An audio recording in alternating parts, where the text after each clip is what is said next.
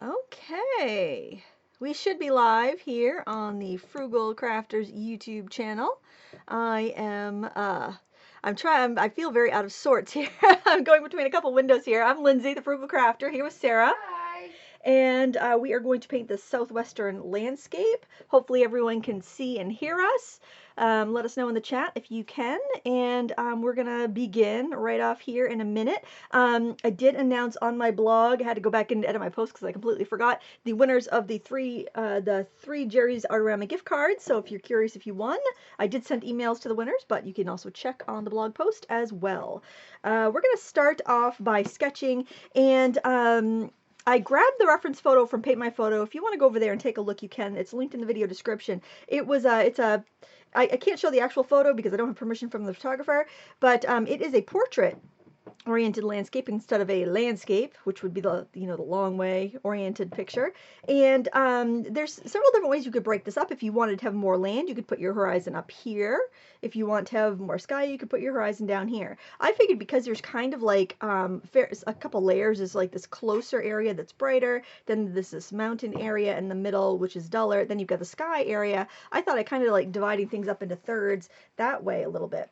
So we're going to start with just a pencil, any pencil you want. I'm going to go a little bit darker than I want you to sketch, but I'm just going to put in kind of a craggy line across like that. I'm going to tip it a little bit just to make sure you can see it without any glare.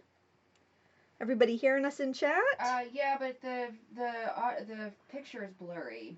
Huh. Are they seeing it blurry? Yes, is it just they you? are. Oh no. Huh. I don't know what to do about that. Well, we'll see if it clears up. It looks like we had a good stream. I noticed YouTube changed its settings for setting up a live stream, so hopefully it's okay. We'll give it a few minutes anyway. If somebody in chat could click on the settings and see what the quality it's coming through at, it should be around 720. I'm getting this little mountain in here, and then I am putting in another one next to it, and then kind of a hazy one up here.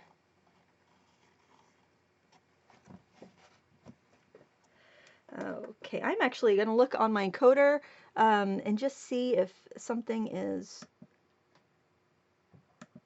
odd here. Yeah, I adjusted the resolution on my end and it did not clear it up.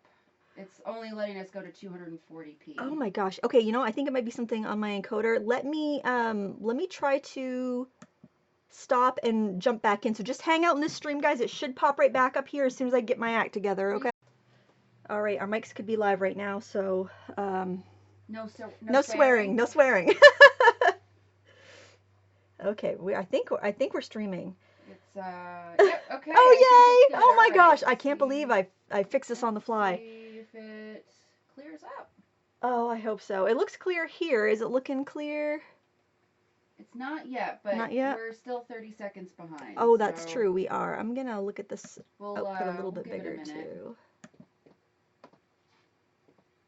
It looks clearer on my end than it did before. Okay, so people are saying. Let's put this back here. Some people are saying better. Some people are saying blurry. Hopefully this is what is your resolution show on your screen? I'm only still having the 240p option. 240 or 144 oh auto. my goodness. I'm gonna say YouTube. I'm gonna try one more thing. We're gonna go off the air for a minute, guys, but just stick here. We're gonna pop back up in the stream in a second. We've still got people in the chat. Okay, great. You'll have stuff to catch up on. It's been 2 weeks. Okay, guys. Anybody there? All right, third time's a charm. Third time's a charm. Hopefully. Is it going? All right, and it's looking a little clearer. Oh, thank goodness. Things have changed. Oh, well, now it's buffering again. Hang on. Maybe it's improving every even more. Oh, I hope so. Things have changed a little bit in the way you do a live stream, and it was very different this morning, but I figured, well, I'm just going to do it the way I've always done it, downloading the thing that YouTube gives me to put in my encoder, and I guess it changed some settings. So it's going to have to pick your ingestions. Anyways, why am I explaining this? This is completely off topic. Anyway, okay, so hopefully this looks nice and clear. I am just going to adjust my monitor because so I can see it properly? Yes, it is much Oh, better. yay. Much Okay, better. so I'm going to pretend like we're just starting now, and I'm going to chop off the front for the folks that are watching the replay. So you guys get to see the crazy behind the curtain a little bit. So pretending we're starting all over. Hi, Lindsay here, the Frugal Crafter. I'm here with Sarah. Hello! And we're having a big old mulligan here today. This is the painting we're going to do. It's a Southwest Landscape, and we're going to divide our paper into kind of 3 sections. We got a section of sky, we got a section of mountains, and we got a section of foreground. And I've actually started here because for those of you watching the replay, you didn't have the benefit of seeing the big crash and burn that we started off with. Not crash and burn, just YouTube lying. About how easy it's going to be. It's always YouTube. It's always YouTube. So I started off with this kind of just rough, jagged line here. I had a smoother line here. Another jagged line here, putting in the layers of the landscape. And another jagged line up here. And yeah, so we've got these. This would be the faraway mountains. This would be this jagged peak there. This would be this smoothy purple area. And, oh, I kind of left out the grayish area. Let's get that in there too. We'll have that overlap a little bit. And this is pretty simple. I'm drawing right on my watercolor paper. Okay. And then we've got this like little path down here in the corner of our paper, just kind of like you're sectioning off a corner. You don't even have to sketch that in if you don't want to, but it might be helpful to have that in there. That's all I'm going to put down for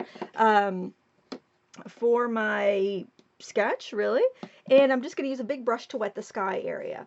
And we're going to wet the sky and that dark mountain area. So we're going to wet all the way down here to that kind of yellowy mountain, but not on the yellowy mountain. And it really doesn't matter what you're using for paints or papers, but I did list what I used in the video description. I also put a coupon code in there for my watercolor courses. If anybody wants to learn more, you can check that out. I got a 20% off coupon code. Try me. You can use that at my Teachable School.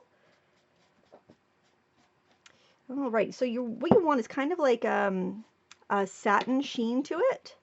So when you tip it, you should see a little bit of a satin sheen. If you're working on a paper that is cellulose, you may need to wet it twice.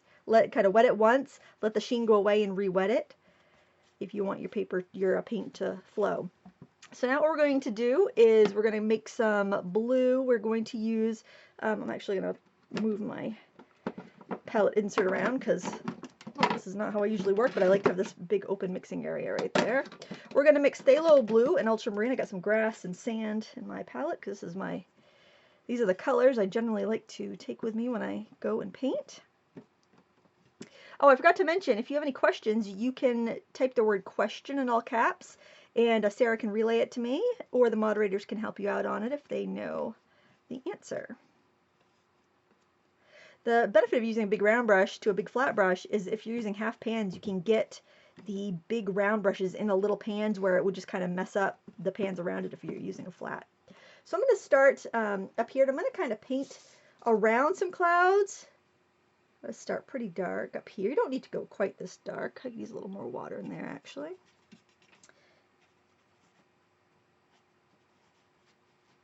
Pick some of that up and move it around.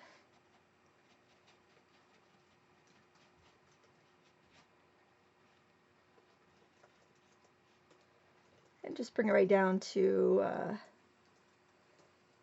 this kind of some of the mountain area there. Now I'm going to grab a clean paper towel. And paper towels, for whatever reason, just seem to work a lot better than rags. And I am going to lift out some brighter clouds. So the place that had absolutely no paint on it are going to be the whitest. And then these are going to be softer, kind of mid-tone clouds. It gives us a nice expanse. As I get closer to the horizon, I'm pinching my paper towel, getting kind of more of like a smaller line to work on. And I'm lifting off smaller clouds. Lainey DeVilla, what size mimic brush are you using? That was a number 30. All the brushes that I have from this are from the value set that I linked to in the video description. I find that has a really good variety. I haven't really needed to get any others. But I find that the 30, the number 8, and the number 4 is probably my most used. Got some darker spots there. I just think they're a little on the dark side. Come, join the dark side. Join the dark side. We have cookies. Do we? Do we have cookies? We do not. Oh, I'm off the cookies. I was excited for cookies. I'm off the cookies. I have a cup of tea. I also have tea. Tea and soy milk. Okay. Just tea, no soy milk. Now we're going to work on the foreground area, and we can go ahead and we can wet that. Right up to that first craggy line that we put in. Those of you that were here for the train wreck will probably remember that line going in. It was not a train wreck. Just a minor snafu. Yeah.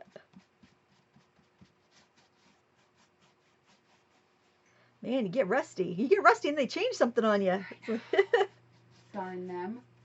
All right, I'm going to start, instead of using burnt sienna today, I'm using light red. Light red is very similar. In fact, a lot of burnt siennas use the same pigment as light red, PR101. So this is what the color looks like. It's almost like a burgundy. It's a very rusty reddish brown color. And it goes by the name English red, Indian red, sometimes burnt sienna from some companies. Like Winsor & Newton uses PR101, but it's quite weak. So I don't really care for their burnt sienna, and I usually prefer a burnt sienna that is a PBR7 pigment, like burnt umber. But this is really nice for the Southwestern landscape because it just gives us those rich, rusty reds that we need. I'm going to grab some New Gamboge. You can use any warm yellow you prefer.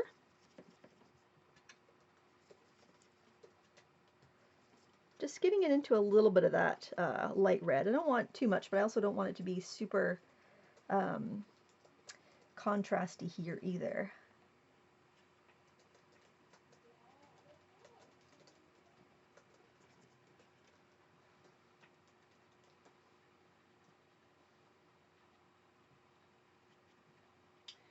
Starshine Soldier, I used salt on my background wash and the salt dissolved into the paper. What did I do wrong? Can I save the painting or should I restart?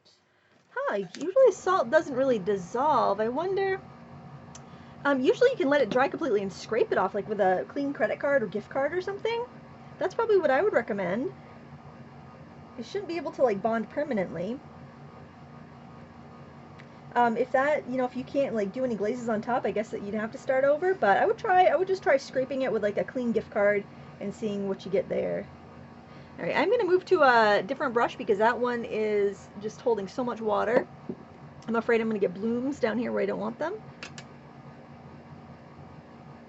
College 1 Art, can you use your white silicone craft mat to use as a mixing palette for your watercolors, and where did you get it? Most mats are brown, a terrible color to mix watercolors on. This is the new Jane Davenport one. It will be, it's available now on her website, I believe, and if you, or Michael's stores will have them after November 10th. Some have them early, but there was big shipping delays with her new line, so yeah, I was really happy to find a white one. It's white on the back, and on the other side, it's white with one of her cute girl faces on it. So one of her art journal girls. So it's really, really nice mat. Cleans up good. Lidus? Oh, this is. I'm sorry. This is olive green or sap green, by the way. Okay, carry on. Let me get back up. We had some other. Lidus, what would you recommend as an all-around brush that could also work as a detailing brush? Honestly, any brush with a good tip that has a decent belly, so like this number 8 round or this number 12 round, those are the Mimics. The Princeton Neptunes are also really good. And I'm trying some new ones from Royal Nickel, but I haven't had a chance to put them all to use yet. Their Zen line is good, but I didn't realize it when I first tried their Zen line. They're a mix of synthetic and animal hair. They perform really well, but because of that, I was looking into some other alternatives, and they do have a few other faux sables that I'm going to be testing out. But the Princeton Neptune are completely cruelty-free as well, just like the Mimics, and they perform great.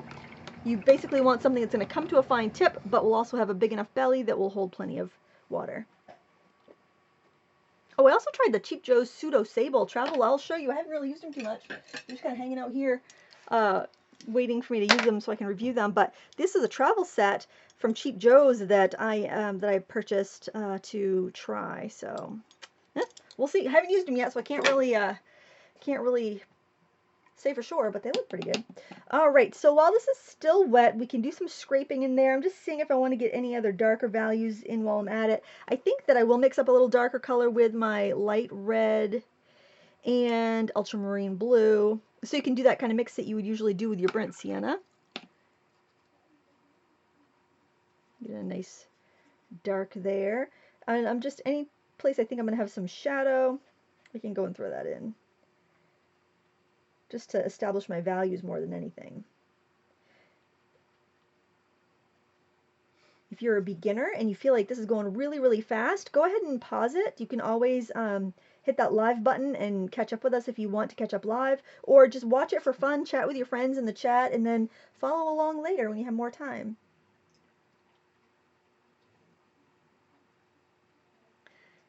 A little more brown in there, and I think I'll add a little bit of that green, the olive green. I recommend sap green if you're not using Sennelier, because Sennelier just is a really nice fresh olive. Most olives are a little dull, so that's why I listed both of those on my blog. If you want a list of the colors, a little more information, I post that on my blog.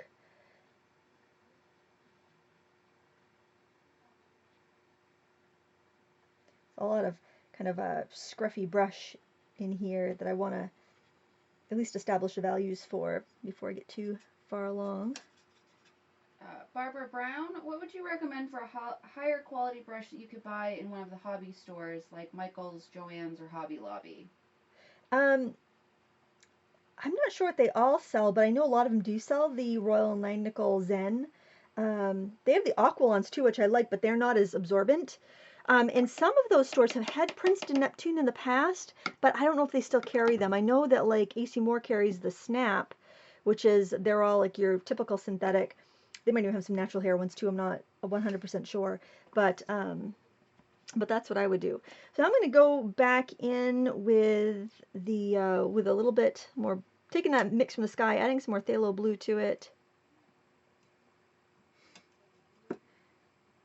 You could call around and see if any place has Princeton Neptune. That would probably be my my recommendation. Add a little bit of a little bit of that light red in there. That's a little too bold. Whenever you're going in with a phthalo color like this, just be it's going to stain almost immediately, so if you do have to change a color, just go right over quickly what you painted, and that way you can adjust it a little bit before it starts to stain.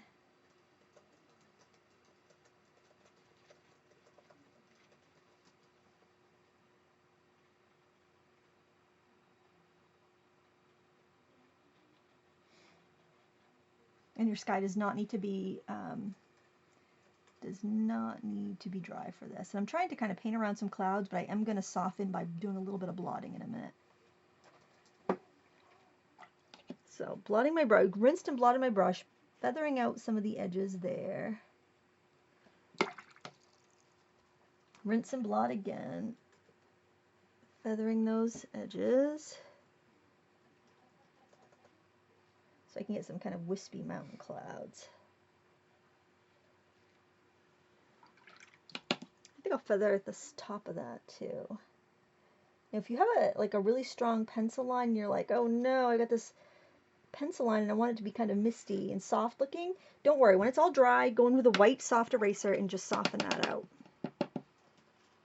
Alright, I'm going to grab a clean paper towel. Now, if you use a paper towel and you're blotting and it gets wet, go ahead and grab another one. You can always reuse those paper towels after they dry out.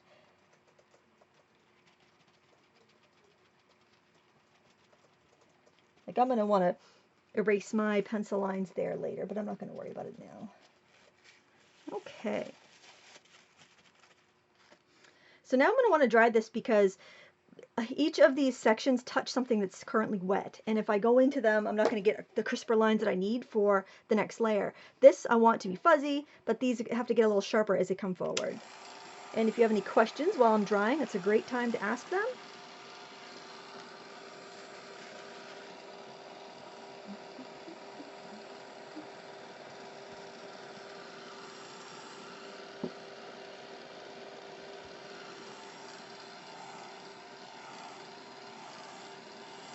We finally have some nice sunny weather up here in Maine. It's been raining all week, so that's been nice.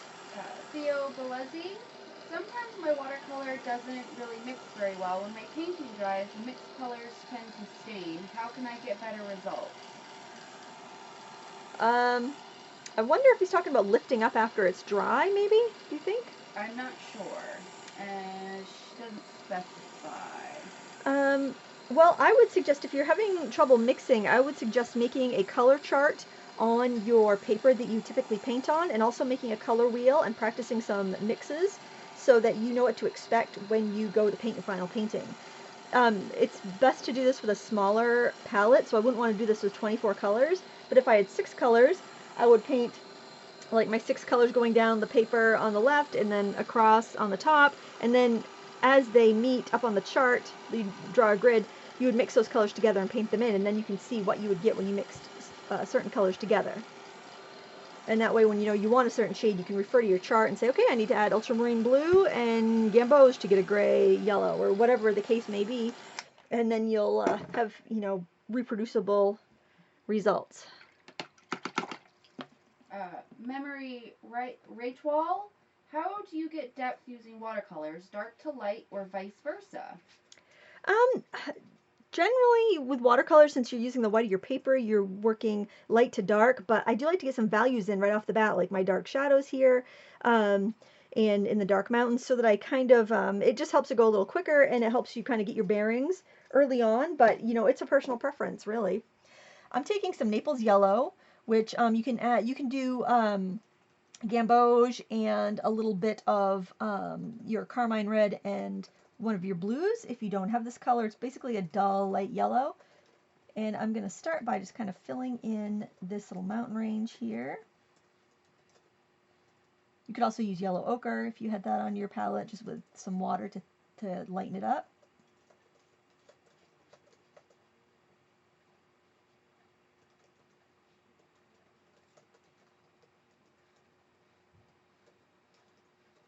And now I'm going to mix some ultramarine and carmine. Carmine is a pinky red, so whatever you have for a pinky red will be fine.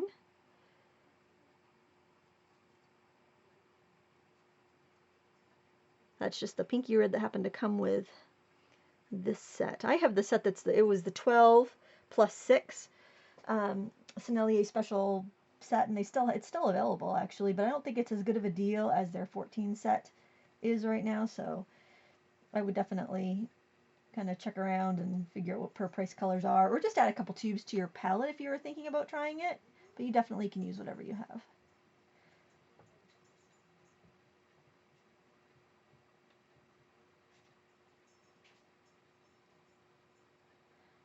The photographer of this picture, of the photograph I'm going from, is based out of Utah, so yeah, never spent any time out there.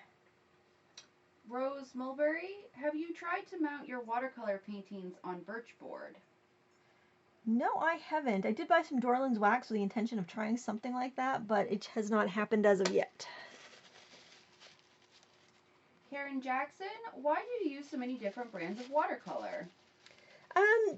Because I enjoy collecting watercolor supplies as much as I do painting, I think. You don't need to. I'm curious and I like trying different kinds. That's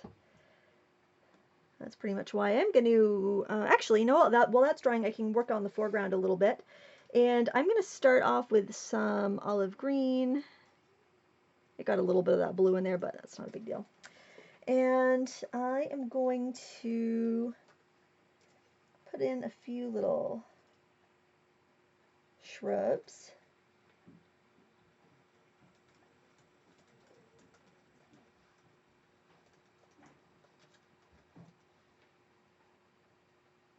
Ken A, are you using artist or student grade? This is the artist grade. Their student grade is really good though. The Sennelier's Le Petit Aquarelle is excellent if you are looking to try their products in the student range. Actually, this olive green is I really like the one in the student set so much that I bought a tube of the artist quality.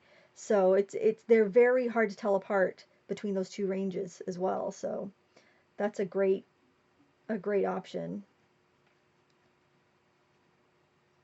So like this is what I mean about the brush, that you can get a thick line, but you can also get it right on the end of it and get a tiny thin line. So it's a good all-around brush. You can do most of a painting with it.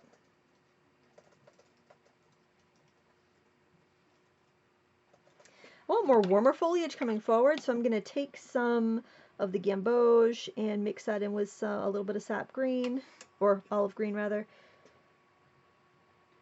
Bev Roberts, is there a good warm yellow that is not orange tinted? Well, all warm yellows will lean more towards orange. You could go with a cad yellow.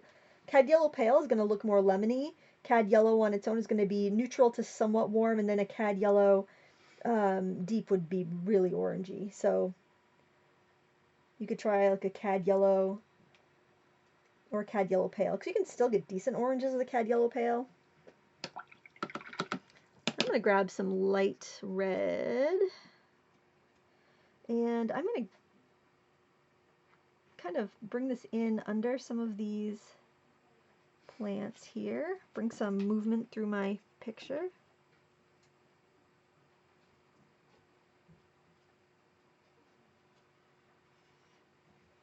And then I'm going to soften with a clean, damp brush.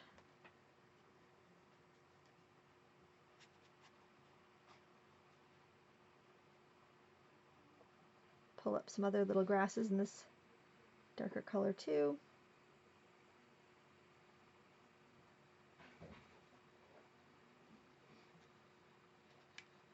What Chewy's doing? Did she go?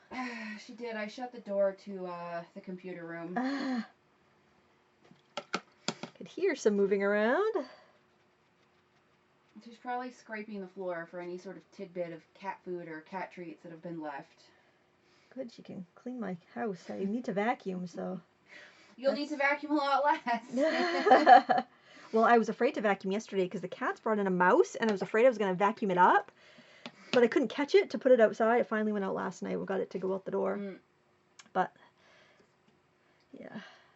Oh, kitties. We have to check them when they come inside, check their mouths before we let them in. We also have to do that.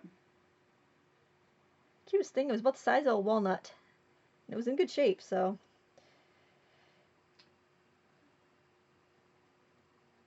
Thought about putting a little tray of peanut butter or cheese or something by the door with the door open, but then I was afraid that more mice might come in if I did that. This time of year, it's possible, or you would have attracted some raccoons or some skunks or. I don't know if they would come out in the daytime, but then again, I don't know. Rabid ones will. Oh God, that's the last thing I need. I'm just saying. I have friends that feed, like they feed some feral cats, and I'm like, you're nice, but I don't want the other animals that it also attracts. Yeah. Alexandra Manga, who are your favorite watercolor artists? Oh, I am drawing a complete blank here. Oh boy. For some reason I cannot think of anything right now. We'll change the subject. It'll come back to you. Yeah, it probably will. I completely just.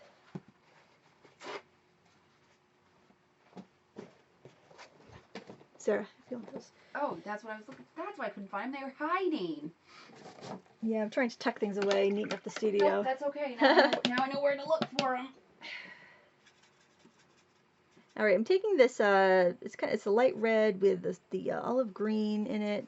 I want kind of things darker and deeper, further away. Things get duller as they get away from the viewer, so I just want to kind of get some of that in. I don't want to really spend too much time right on this edge yet because I still have those two areas to paint, but this will just help me kind of figure out value-wise and composition-wise what I got going on in here. Because I'm just kind of building up some texture of the landscape.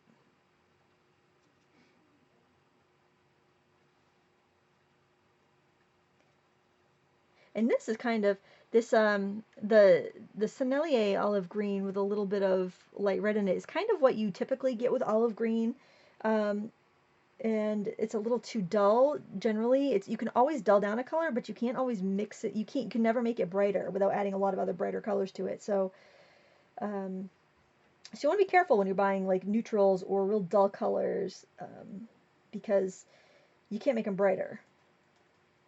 I mean, it's much harder to make them brighter, I should say. I know that too, but chrome oxide green looks awful tempting, but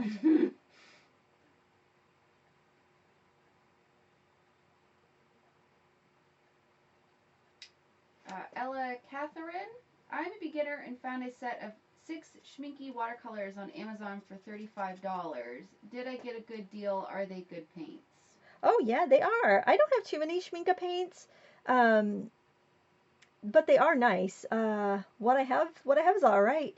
Um, I have a kind of a mishmash of colors from Schminke, so I don't feel like it's a great representation of the brand. I just like spilled a bunch of paint into the other pan. But yeah, no, they're a very good pan. Very good paint. They're kind of pricey here usually, so you got a pretty good deal on them. I think they're like a really good deal in like Europe, so they're very, very expensive here. I should probably put them in some other palettes so I use them more often. I kind of have them all in their own little in a tin together, and that's probably not the best way to get them used. Okay, I'm going to paint these two areas because I really want to pull some stuff overlapping those areas, so I got to get those painted in so I can do that. I want to make a really dull kind of gray-green here, so I'm going to take some of this mix, which had the olive and the ultramarine and the light red, and I'm going to mix it into this over here, which is just a little light red. And it's getting kind of dull and brown, so I'm going to grab a little bit of the phthalo. Yeah, that's pretty good. And I'm going to go in and just kind of add some of that. I don't want a solid color, so I'm just going to go in and put some patches of it in there, and then I'm going to pull in a mix with a little bit more of the light red in it. I don't want it too dark because I want to be able to drag some of the foreground stuff over it.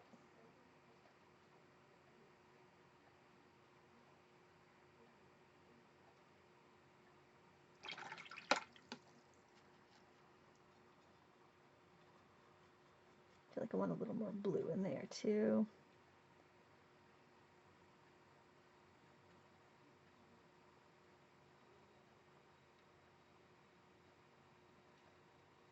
And you want to make sure when you're doing this you have a fairly even level of wetness over this area, or you will have blooms. And then I am going to just kind of pounce it for a little texture and to lighten it up a little bit. And I'm going to dry that really quick so I can get to this section, because I can't really do this whole foreground dragging stuff up until all of this is done and dry. So if you do have any questions, I'll have a couple little drying spots here you'll be able to ask during. I think that's dry enough. And this little section over here is going to be much more purpley. I'm going to do the carmine and a little phthalo blue, actually. And a little more water in that. I wish that on these palettes, and I've noticed like the Prima ones and the Jane Davenport ones, which are more of a craft quality one, they come out straight. And I wish these came out straight because they tip and then like your paint can slide off the edge. So if there's any paint manufacturers watching, that would be fantastic. That needs a little more red. Alexandra Manga, what's your take on the Mimari Blue brand? Oh, I don't have that many colors of theirs, but I did order a trial once when they first came out. This was probably, well, I don't know if it's when they first came out. It's when they were first available, or, you know, the first time I ever heard of them, I should say. And there were, I think I got like a magenta, cyan, yellow, sap green, maybe a burnt umber. I really liked them. They were nice and bright and transparent. They mixed really well. Yeah, I would say go for it if you've got a chance to give those a try, definitely. Tracy Yao, do you have any recommendations for adult coloring books that have high quality paper that you can use watercolor techniques on? I have not tried the Christy Rice one, but I heard that's really good. And Prima makes a couple, and I've tried their first one, and their paper is very much like the Ben Fang watercolor paper, student watercolor paper. So it's not paper that I love. However, you know, you're coloring in a design, so it doesn't really have to be like arches, because you're not going to be soaking it. You're going to be much more controlled. I'm lightening that up a little bit. I got a little dark with that. I lightened it too much, so I'm going to go in with a more pinky wash on top. Have you tried any of the watercolor adult coloring books? I haven't. I haven't been doing the coloring books at all lately, so. Watercolors might be gentle too on your.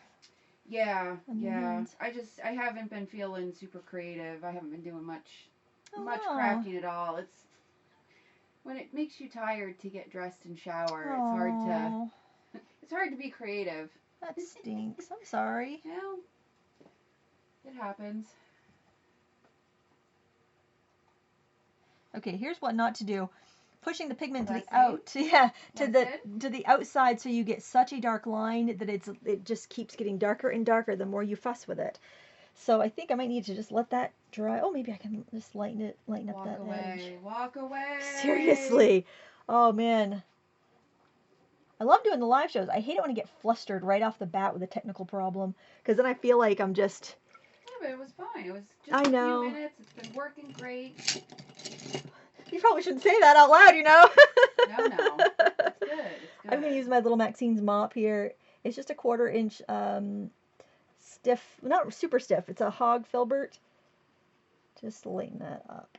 Trying to get that hard edge. I think some of it I will be able to erase because some of it's probably my pencil line, but it's just glaring at me right now and driving me crazy. I'm going to let that dry and then glaze over another layer where I want it, because I'm just going to keep pushing things out. When you have a wet area like that, you just keep pushing your pigment out to the edge sometimes, and it's very frustrating. So if you have any questions, go ahead and I'll let Sarah know while I dry this. I like how an abstract can look how a landscape can look kind of abstract when you just have like these chunks of lines and color.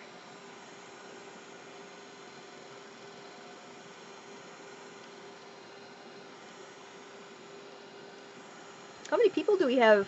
We have 242. Cool. Not bad after a couple weeks off.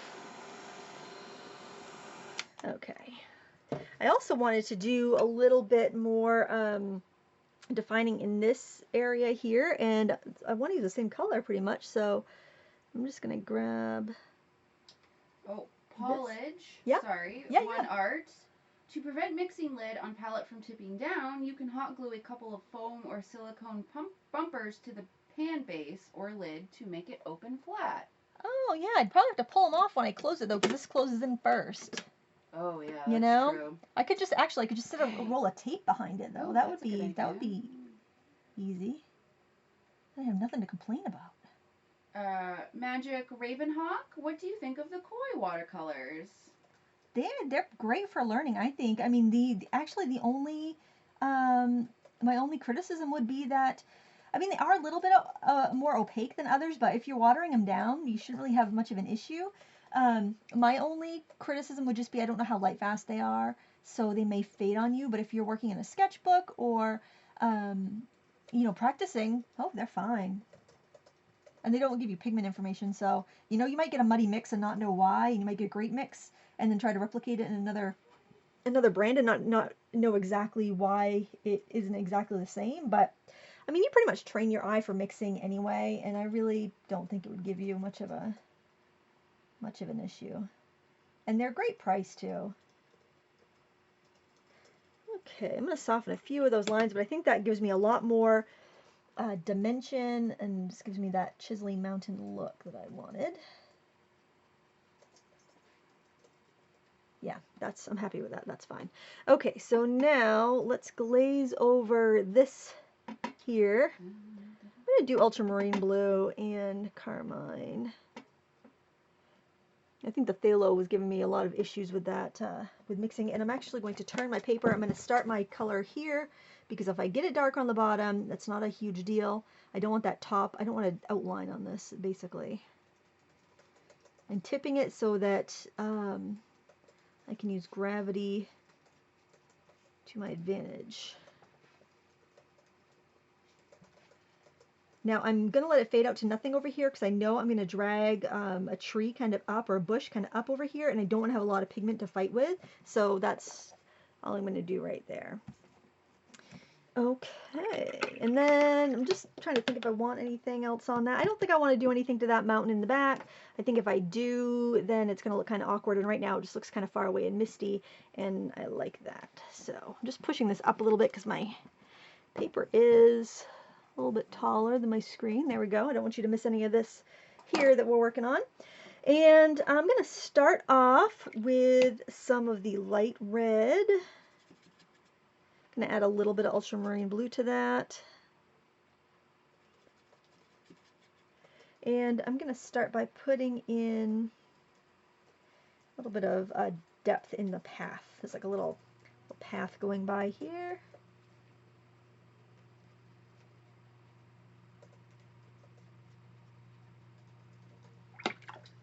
Kathy Gelber, can a bloom be fixed? Balloons, once they're there, they're there. You could turn it into something else maybe, but lifting it off and fixing it without disturbing the other stuff you have going on is fairly impossible. The best way to fix it is to notice it while you're painting, because you can fix it while it's a puddle before it starts to dry, and you just like dry your brush off, and then you set it where the puddle is, and it will just soak up just that excess water. And that's kind of what you want. You just want it to remove the extra water without getting rid of the stuff that you want to keep. Now here I'm kind of negative painting. I'm using that light red, which is kind of the color of the soil here with a little bit of ultramarine. And I am going in and painting around some of these bushes and like tufts of grass that I would want to be lighter, which I will go brighten up later. And so you can kind of get some of your edges, find some of your edges that way. And then what I like to do, and light red's a sedimentary color, so you can let it hang on your paper for a second, then like do a couple bits, then wet your brush and spread out the edge. So I've got that harsh edge there, but this is the edge I want to soften up here, so just with a damp brush I can go and just soften it.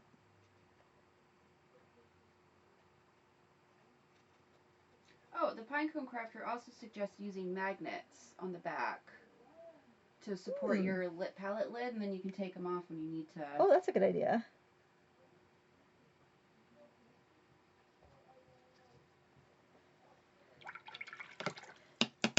All right, up here I want to have kind of like a bush kind of going up, and I'm going to go with some ultramarine blue and some olive green, and I've just kind of got a little bit of light red still on my paper, on my palette rather.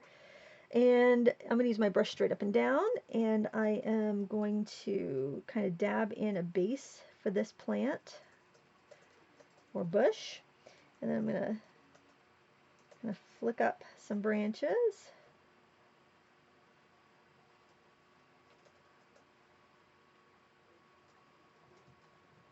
I think the kind of scruffier the better. This would also be a good opportunity if you have a liner to give it a try. So a liner is like generally if you have a small round brush that's got short bristles like this one, a liner has longer bristles so that it can hold a lot more paint but still keep that fine control. So if you had a liner or a dagger or a sword, you could definitely try this technique. And see how many little branches I can make without even reloading. So that's the big benefit to that. I want to make this a little bit wider, maybe at the bottom. So I want a big puddle, bring that big puddle. And this puddle can also, it's actually acting as the shadowy base of this plant, but it's also acting as the shadow around some plants in front. So we got these other brighter colored scruffy bits of foliage coming forward. Throw in a little bit of blue in there too if I want to cool it down and darken it up a little bit more.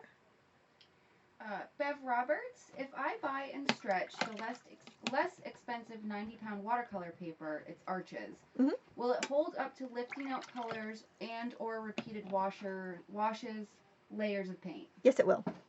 The only difference is the thickness. You got the same quality of paint there. You're paying for the convenience of not having to stretch it when you buy the bigger paint. So go right ahead. You will not notice any degradation in quality.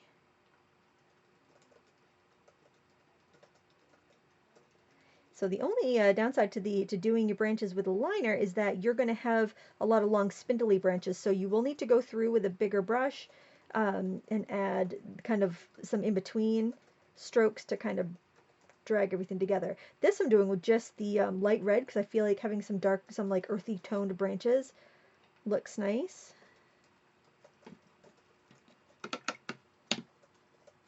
But I find this number 8 is, I don't need to go to the number 4 to get a smaller line. I just go in there and the number 8, but you can use whatever you're more comfortable with. And not all brushes that are number 8 are gonna do that. Some are gonna have more blunt bristles. Some are more formulated for thicker paints. The best thing to do is, you know, try different brushes and see what suits you better. Now here I'm gonna do another shadow down here, so I'm gonna start by kind of dragging down, like shadow around the plant front that I'm just kind of making up as I go along. And then just flicking up some little branches. That one got into another little plant I didn't want to, so I'm just going to close that out like that. So it's really fun because this is definitely like a negative painting exercise when you do this. Now I do want to grab something to flick some bristles on, and I'm going to grab a toothbrush for that. It doesn't matter what, any clean old toothbrush works great. I'm just going to take the sap green or olive green on its own, and I'm just going to give it a very gentle flick,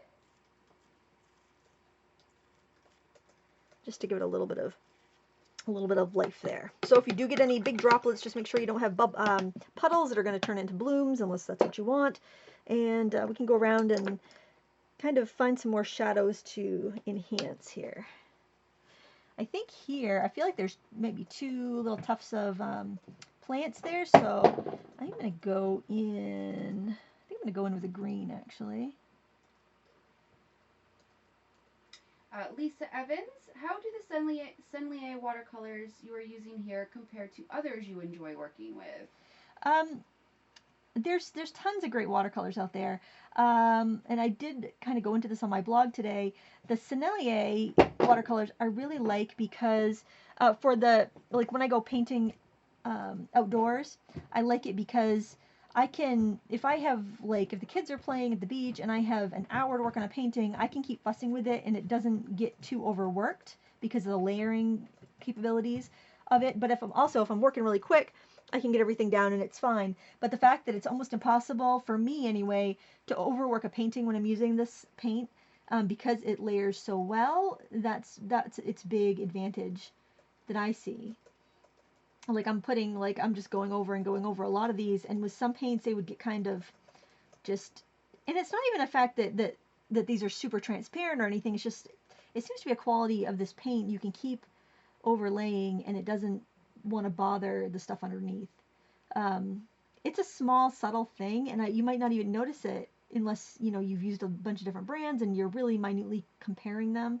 But that's just something that I've found with these paints. If you don't like to paint in plein air or work in layers, it's probably not worth the investment just to get those qualities.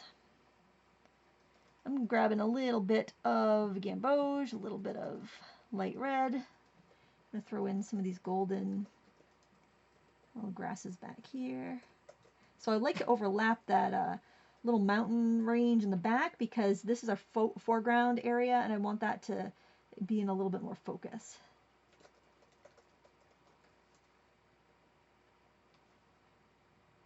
Throw a little Naples yellow in there too. Naples yellow also tends to be a little more opaque, so if you're having a hard time getting something to stand out, or you're getting something that keeps showing through the layer that you don't want it to, you can go in with the Naples and pull yourself out a little bit more of that of a covering power. And it's still considered a transparent watercolor, even though it is more opaque. Kendall Macaulay, can you explain what diminution means? Dimution. No, I have no idea. Okay, I borrowed drawing books but don't understand it. No, I don't know. Gotta look that one up later. Anybody knows in the chat, please feel free to. Joe is here, Paul is here, Grace is here, we have our A. Voltnick is here. We have a lot of our regs. Go to dictionary.com. Wow. I like this Naples yellow. I'm tapping in some of that here and there. I never really liked it before I started using it. I'd see that color and be like, why would anyone put that on their palette? It's so lame looking and just so blah. But it's a wonderfully useful color. It's kind of like yellow ochre. I feel like it's so complementary to so many other colors, and it brings out the best in other colors. So where it's not something where it would like knock your socks off, like my favorite color is Naples yellow. No one's gonna say that probably. It's one of those like great supporting actors. You know, it makes everything else look better. Like Alan Rickman. Yeah. Because Harry Potter would not have been as good without Alan Rickman. He was great in a Kevin Smith movie called Dogma. He was in Bottle Shock. Was it Bottle Shock or Bottle? It was like about a wine. He was a wine connoisseur, a French wine connoisseur. I never heard of it. Yeah, Chris Pine was in it. Oh, it's a great movie. You'd like it. I think you'd really like it. Anybody else is looking for a movie this weekend? He actually plays, a fairly nice guy. Usually he plays a jerk. Like, wasn't he in, like, the Lethal Weapon or one of those, like, 80s big budget shoot, blow 'em up movies with Bruce Willis? What were those? I can't remember. There was a whole bunch of them. If anybody knows in chat, let me know. Now it's going to bother me. 48 Hours? No, that's not it. Lethal Weapon, I think. I don't know. It had Bruce Willis in it. He was the hero. Alan Rickman was bad guy. He always did play a good bad guy. He's a very good bad guy. I think British accents can make people very convincingly evil sounding. Yes. Very diabolical. Yes, diabolical. That's a good one. Memory Rochewall. Do you varnish your watercolor paintings? I don't, but again, I did buy some Dorland's wax because I do want to try a technique I saw on Angela Fair's channel where she mounted them on a hardboard, like a cradled, I think it was a birch panel, like a previous viewer had mentioned, and she uses Dorland's wax on them, and it's stunning, and I want to try it. I just haven't had a chance. And sometimes, like, the Dollar Tree will have these little wooden, like, they're kind of like inspirational quotes or whatnot, but I'm thinking I could just gesso that and turn that into a plain panel to do that with some smaller paintings, like for craft fairs or something. But, it's just one of those situations where I've had a brilliant idea, but I haven't actually, hasn't gone beyond the idea phase.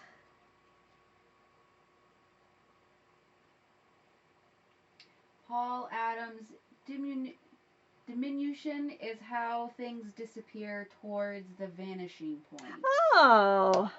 Okay. Okay, that makes sense. Now, what was the question they asked about it? Because I've completely forgotten. Oh, someone was asking what it meant.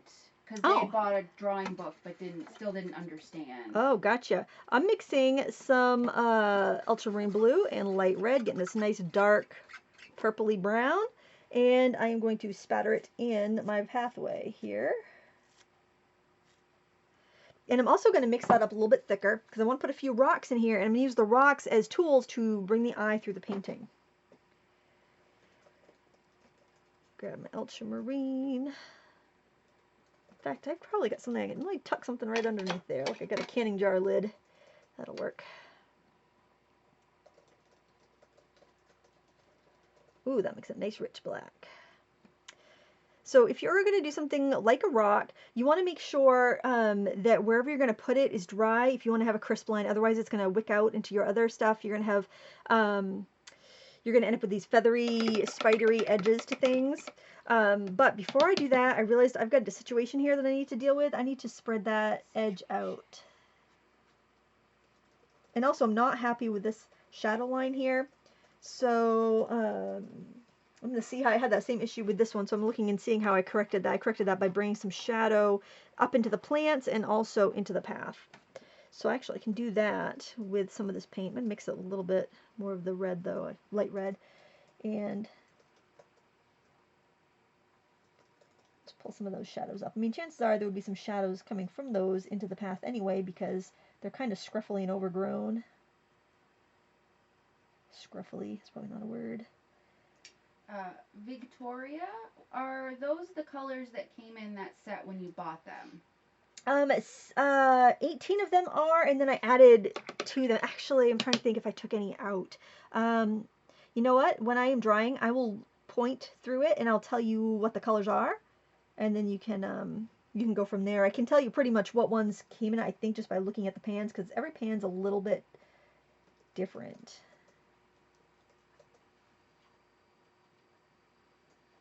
Sometimes I will, like, sometimes companies make different choices when they put their sets together, and sometimes you might have like a cobalt blue and an ultramarine in one set, and they're so similar that it doesn't make sense to have both of them in there if you're in a limited palette situation. So I would switch one out for like a phthalo blue or a cerulean or cobalt teal or something like that, um, to make that palette work for me a little bit better and be a little more versatile. Or I just might have a favorite color that I just love to have around. Okay, so I'm going to dry that, and I will go through that palette and tell you what's on there for colors. So phthalo blue here. This blue came with the Sennelier set. I think that phthalo did as well. This blue was called Cinerus blue, and quite frankly, it's actually a nice blue for skies, but because it's a multi-mix, meaning it has like 2 or 3 pigments in it, I'm unlikely to use it that often. This is ultramarine blue, and I don't know if I added that or if it came with it. This is dioxazine violet. This is opera, and that is Winsor Newton. I put that in there. This is carmine. This came with a set. This is permanent alizarin crimson. I put that in there. This is that one came with a set, but I can't remember the name of it. I think it's actually a traditional alizarin crimson. Let me just swatch it real quick and see. But traditional, if it is a traditional, it is. It's traditional alizarin crimson, and it's much more bloody looking, and it's also impermanent. It will fade, so it's not really suitable for anything that's not going to be in an art journal. This is called Bright Red. It's one of their, I think it might be one of their proprietary colors. It's a little more opaque, and I'm sure it's very useful, like for Christmassy paintings, like if you had like a cardinal on a berry branch or something, but I honestly haven't used it that much.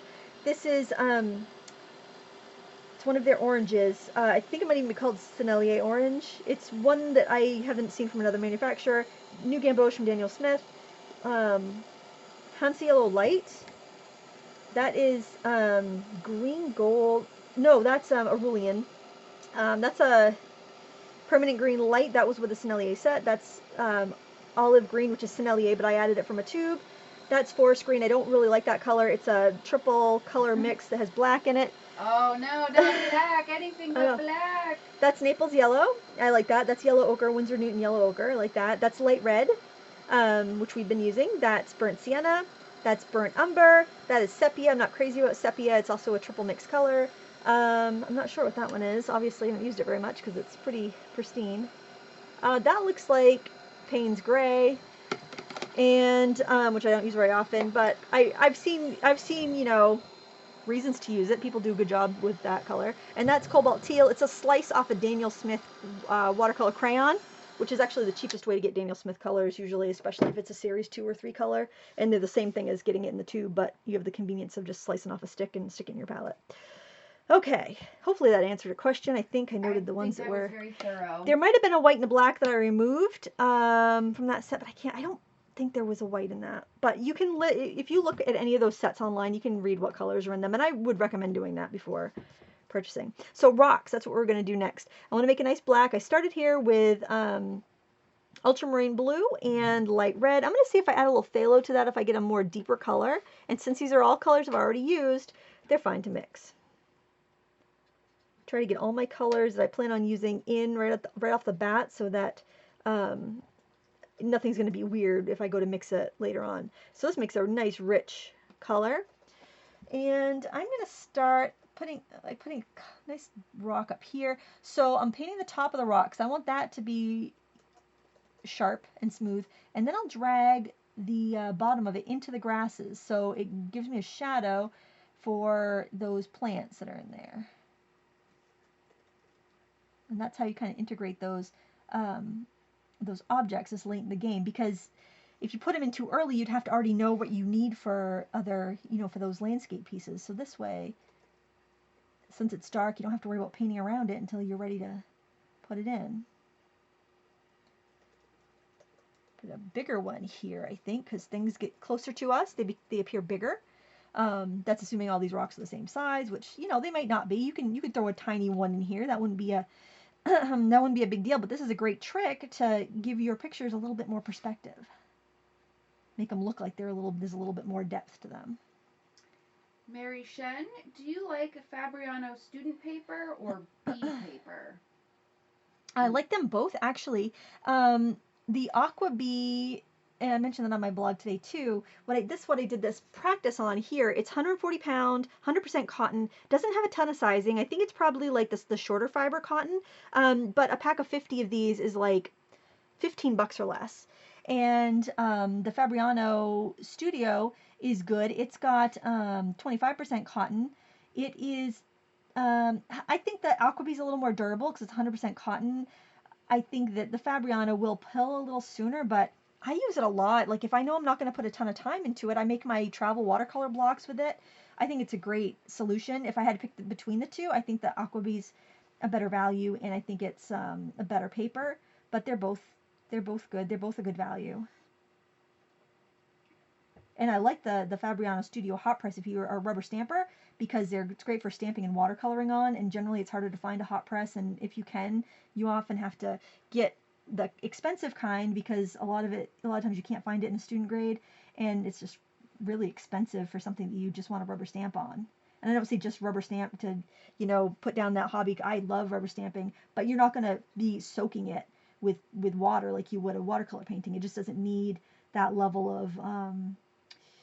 of durability. Yes, and also, inevitably you're going to misstamp something, so you don't Right. want to, like, have to cut out Right, because on that nice paper. That's right. You don't want to like waste a bunch of arches, This chunk of paper that you misstamped on because your whatever table jiggles, or the cat jumps up, or whatever, and there's this beautiful piece of paper that you can't use. Right, or your stamp's not completely perfect on the, it's got like a warp in it or something. Right.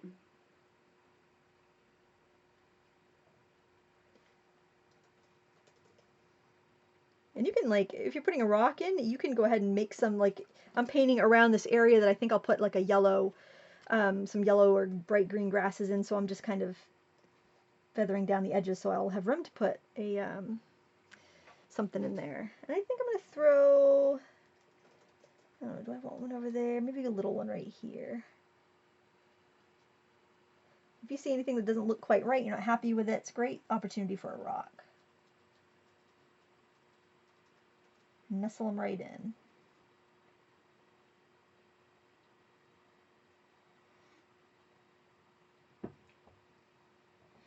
Okay, and I'll put a few little pebbles near the path. Generally, people would push a pebble towards the outside of a path. You can put those in there. I think I'll just do the ultramarine and the light red. Keep them a little bit warmer.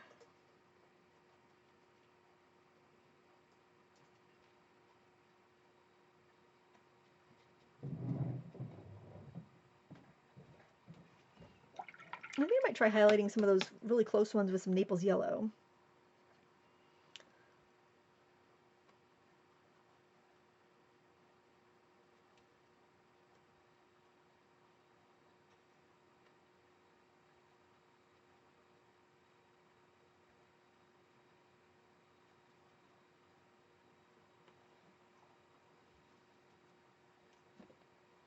I think I want a couple little rocks here, and I'm going to pull some grasses out from behind it, so we've got something strong in the corner.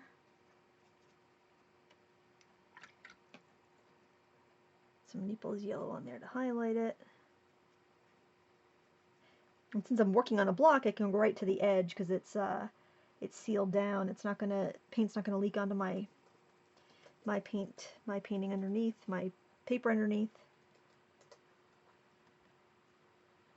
Dab in some of this darker mix. I added a little bit more blue to the mix. I'm dabbing that on just to give it a little bit of texture.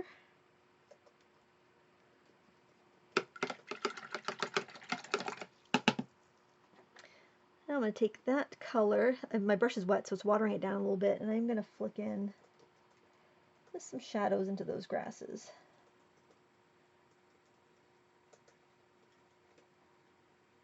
One of the rocks looks like a turtle. This one? Yeah.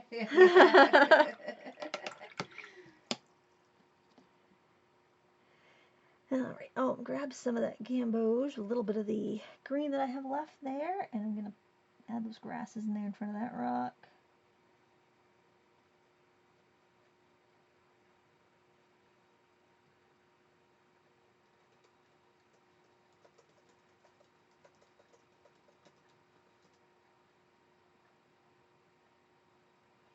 You can go in and add any little tufts of grass you want to. Just remember there's a lot of really dried yellow ones in there too. You can add little bits of that light red for any clay dirt that you see on the in the ground in there. I think I might want to make that a little more prominent there. Grab some olive, a little touch of that darker color that I mixed, and just kind of put that in over here.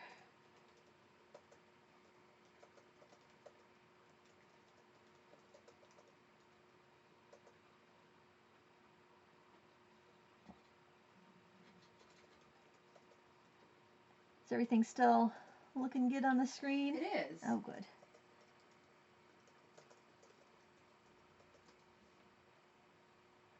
Heard my phone make a noise, so I didn't know if it was somebody saying, Lindsay! Nope.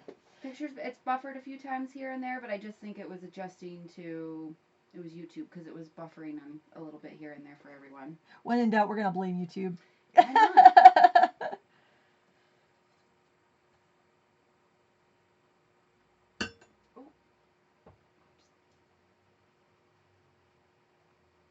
I mean, you could put some, like, you know, really big, scraggly, dark branches if you wanted to. We didn't even use a credit card scraper. You could have done a lot of this, too, wet with a credit card scraper, too, if you wanted to. That would have worked out really well.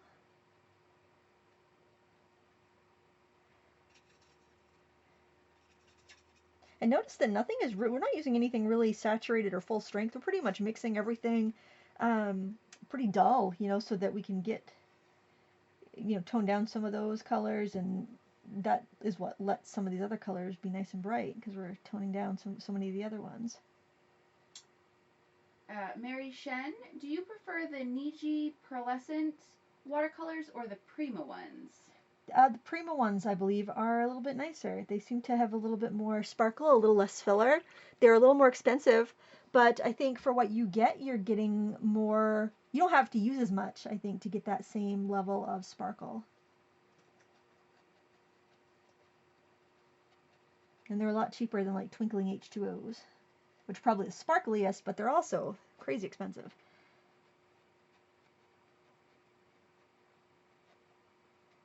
Just make sure you let them dry. Whatever metallic ones you use, let them dry completely with the lid open until, and then close them up or they will mold. I don't know what it is with metallic watercolors. I kind of wondered if they had like fish scales in them or something, but I was told that they don't. It's something in the binder that I guess it could be maybe it's like a hide glue or something like in some of Eastern watercolors. I don't know. It could be. Or, I mean, who knows? Could just be water with bacteria getting trapped. Yeah, I mean, because, yeah. I'm just mixing junk of my palette to make something gray-ish. And I'm just going to go in and add some little speckles onto my path here.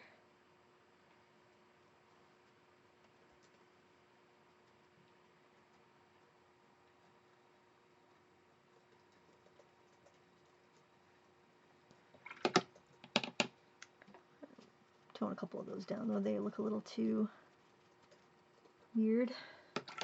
Now I'm trying to decide if I want to have a few blades of grass or something coming up around this rock, or if I just want to leave it. I haven't really left myself much space in there.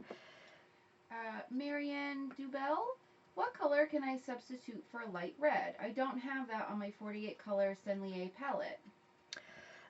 You probably, it might be English red. English red or Indian red.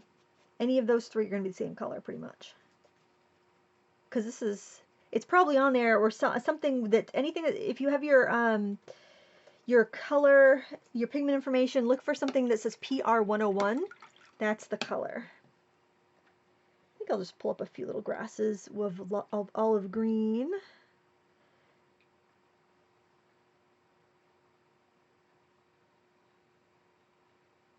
I'm making a kind of a flat area that I can pull up from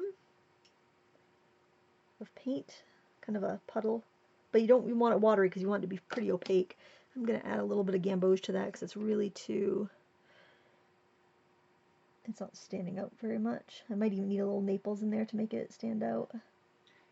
Lainey Davila, could you please discuss Nujabi paper? I bought some, but I'm having a lot of problems with it. It pills up. That's a super rough handmade paper. I find that I like it best for very loose, expressive sketches. I've done 3 tutorials with Shazam handmade paper, and it seems pretty much identical. I will like kind of make a sketch with water, and then I'll drip in the paint and kind of let it do its thing. You just don't want to fuss with it too much, and that's because that's going to cause the pilling. Usually with handmade paper, it doesn't have as much sizing as your traditional papers do, and that's where you end up with the pilling issue, because it just can't, the water impregnates the paper too quickly, and then it kind of dissolves it a little bit. So if you're going to use a lot of water, get it on quick, do it fast, and let it dry, and then add some details. But I wouldn't use it for something you're going to spend 3 hours on. Use it for something you're going to spend half an hour on or something. But I've got like 3 10-minute tutorials of small paintings done on the Shazam if you want to check it out on my channel. Just if you searched handmade paper or Indian paper, I think it would come up, or just search Shazam. They were uploaded within the last 2 months.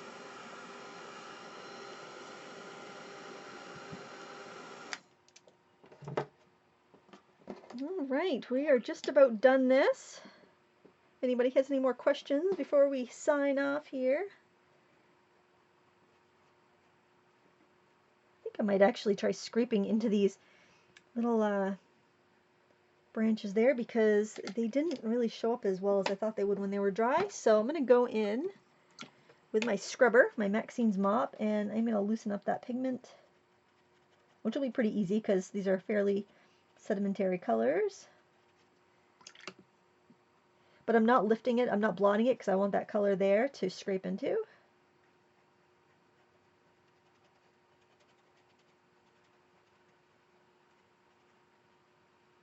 I'm beginning to think these leaves, these blades were a mistake.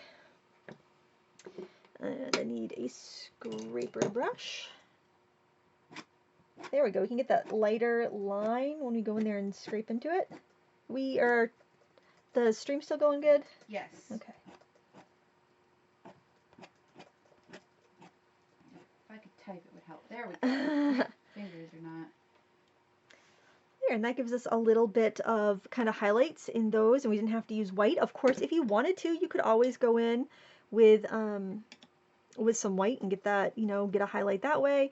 But sometimes I can dull down, and it's just nice to know how to do it without doing that. You can keep it a pure watercolor if you want to. No judgment here. I'm going to put some kind of cracks in this rock, though, because it just feels very turtly. So we'll get rid of our turtle rock.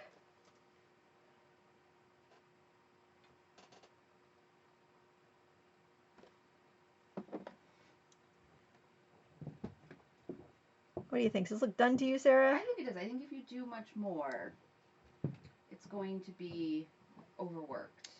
Yes, we don't like overworked paintings.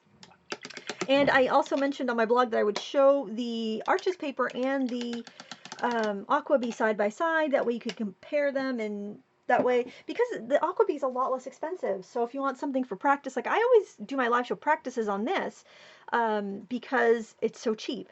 And I don't have to worry, about messing it up or doing it for something that's just going to be a practice sketch. But actually, I find that the Aqua Bee, it looks like my